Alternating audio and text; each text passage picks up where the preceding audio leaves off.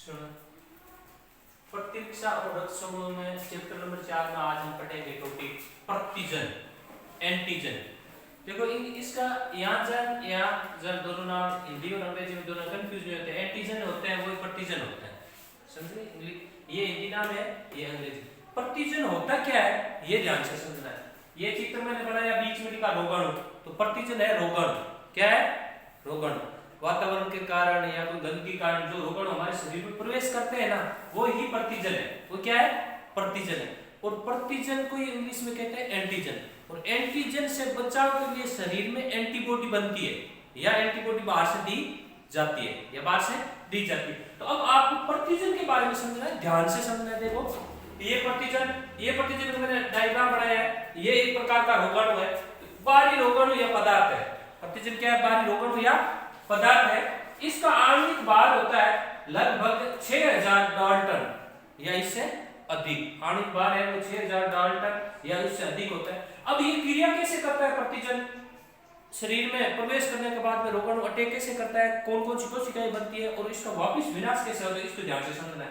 ये रोगाणु है, ये मनुष्य, इसके शरीर में ये प्रवेश कर गया, ठीक है? ध्यान से समझना। प्रवेश करने के बाद में ये अटैक करता है बी लेप्टोसाइट, बी लसिका कोशिका पर। बी लसिका कोशिका पर अटैक करके ये क्या करता है? प्रतिरक्षी उत्पादक को लिए, मतलब बी लसिका कोशिका से प्रतिरक्षी उत्पादक प्लाज्मा कोशिका बनाता है। क्या बनाता है?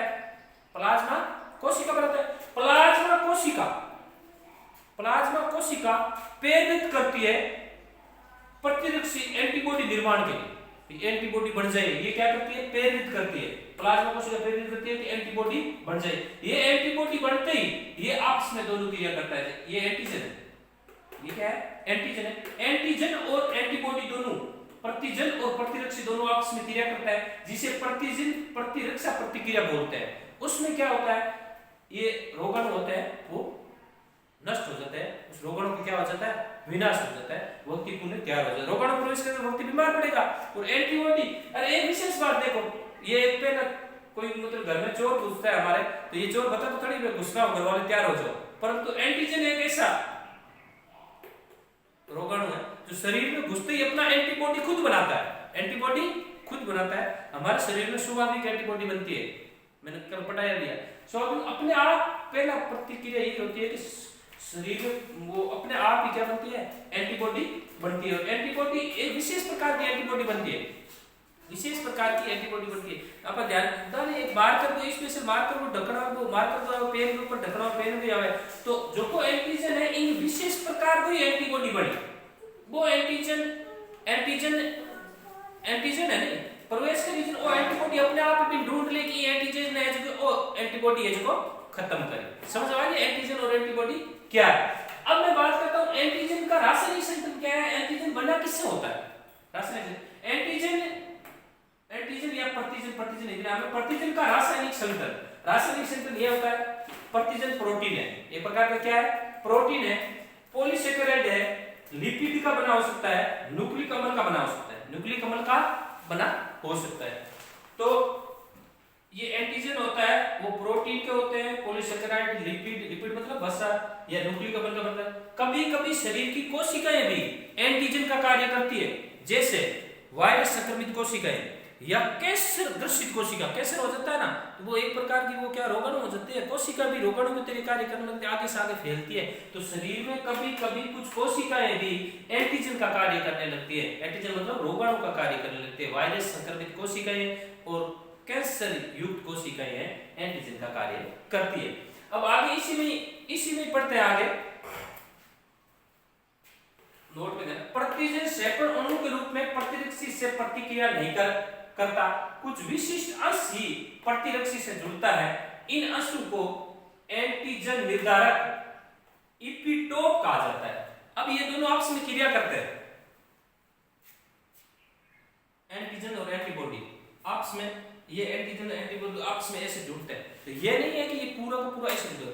एक निश्चित स्थान, मान लो ये एंटीजन है और ये एंटीबॉडी है, तो एंटीजन के एक निश्चित स्थान पर जाके ये एंटीबॉडी जुड़ेगा। इससे एक निश्चित, ऐसा नहीं है चारों तरफ जुड़ गया, नहीं, एक निश्चित स्थान पर जाकर जुड़ेगा। निश्चित स्थान पर जुड़ता है उस स्थान को कहते हैं एंटीजन निर्धारक। एंटीजन, एंटीजन का एक ऐसा स्थान है जहां ही एंटीबॉडी जाके जुड़ सकता है, उसको नष्ट करने के लिए एक निश्चित स्थान पर जाकर जुड़ सकता है। वो एंटीजन का क्या होता है, एंटीजन निर्धारक कहा जाता है, जिसे एक शब्द में कहा जाता है इपिटोप। क्या कहा जाता है, इपिटोप। अब देखते हैं इस इपिटोप के बारे में बात करते हैं। प्रोटीन एंटीजन में 6 से 8 एमिनो एसिड या एमिनो एसिड श्रृंखला एंटीजन निर्धारक का कार्य करती है।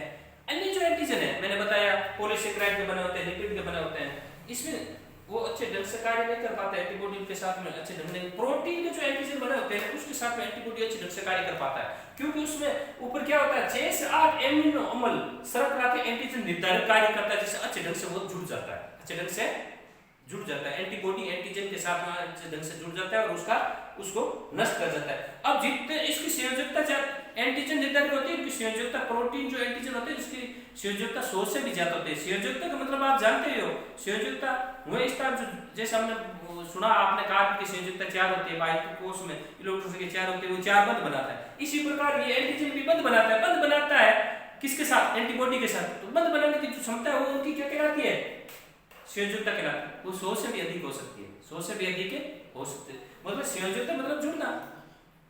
एंटीजन किसके साथ जुड़ रहा है, एंटीबॉडी के साथ। एंटीबॉडी साथ में जुड़कर एंटीजन को क्या कर देता है, नष्ट कर देता है, विनाश कर देता है। अब बात ये करते हैं कि एंटीजन बोल रहा हूं, का प्रतिजन है, हिंदी शब्द प्रतिजन है, इंग्लिश एंटीजन है। प्रतिजन के विनाश के 4 चरण है। इनका विनाश किस तरीके से होता है, इसके 4 चरण है, वो चरण देखते हैं। पहला है शरीर के अंदर का एंटीजन है या बाहर से है। पहले तो क्या करना है, अंतर करना है, विभेद करना है। पहला तो क्या करना है, डिफरेंस करना है कि एंटीजन शरीर के अंदर ही बना है या बाहर से आया। अटैक तो बाहर क्या आया उस पर करना है। तो पहला काम एंटीजन में विभेद करना। एंटीजन में विभेद करना मतलब अंतर करना। प्लाज्मा सेल का निर्माण, ये मैंने बताया था, ये प्लाज्मा सेल का निर्माण कैसे होता है। एंटीजन अटैक करता है लसिक कोशिका पर, और लसिका कोशिका प्रतिशत उत्पादित प्लाज्मा कोशिका निर्माण करती है। प्लाज्मा उसमें निर्माण करने तो वो एंटीबॉडी के निर्माण के लिए प्रेरित करती है। इस प्रकार दूसरा चरण है प्लाज्मा कोशिका का निर्माण। प्लाज्मा कोशिका का निर्माण दूसरे चरण में होता है, प्लाज्मा कोशिका का निर्माण। प्लाज्मा कोशिका का निर्माण हो जाता है तो प्लाज्मा कोशिका क्या करती है, जो एंटीजन अटैक किया शरीर में प्रवेश किया नहीं, उसके लिए उसी के लिए विशेष एकदम विशिष्ट प्रतिरक्षा एंटीबॉडी को तैयार करता है, विशिष्ट प्रतिरक्षियों का निर्माण करता है। जो हमारा प्लाज्मा सेल्स है, प्लाज्मा कोशिका है, वो विशेष प्रकार के प्रतिजनों के लिए विशिष्ट प्रकार के एंटीबॉडीज को तैयार करता है, निर्माण करता है। अब क्या होता है, एंटीजन और एंटीबॉडी, लास्ट पॉइंट है, एंटीजन और एंटीबॉडी की क्या होगी, प्रतिक्रिया होगी। क्या होगी, प्रतिक्रिया होगी। युद्ध चलेगा दोनों में। एंटीजन अटैक करेगा, सामने वो रक्षा करने वाला सैनिक हमारा एंटीबॉडी आएगा, अटैक करेगा, दोनों में प्रतिक्रिया होगी। दोनों में क्या होगी, प्रतिक्रिया होगी। प्रतिक्रिया होगी तो एक सिचुएशन इस होगी उनके पास में, वो एंटीबॉडी इस सिचुएशन में उसका विनाश कर देंगे। जैसे ये मैंने लिखा, ये एंटीजन है, ये एंटीबॉडी है, प्रतिजन प्रतिरक्षा प्रतिक्रिया होती है, बाद में ये नष्ट हो जाता है, ये बाद में नष्ट होता है। लास्ट में है एंटीजन एच लिखा है मैंने, एंटीबॉडी ए बी लिखा है। एंटीजन ए बी प्रतिक्रिया होती है और इनको सीएमआई के द्वारा, सीएमआई सेल मेडिएटेड इम्यूनिटी बन जाती है। मतलब प्रतिजन के विनाश की सिचुएशन होती है, ऐसी सिचुएशन आ जाती है कि उनका विनाश होगा, तो सीएमआई के द्वारा क्या हो जाता है, सीएमआई के द्वारा प्रतिजन का विनाश हो जाता है, एंटीजन का विनाश हो जाता है। तो आपको समझ में आया एंटीजन पूरा, एंटीजन क्या होता है और एंटीजन का विनाश किस प्रकार से होता है, कैसे बनता है, एंटीजन से एंटीबॉडी कैसे बनता है, ये समझा आ जाए।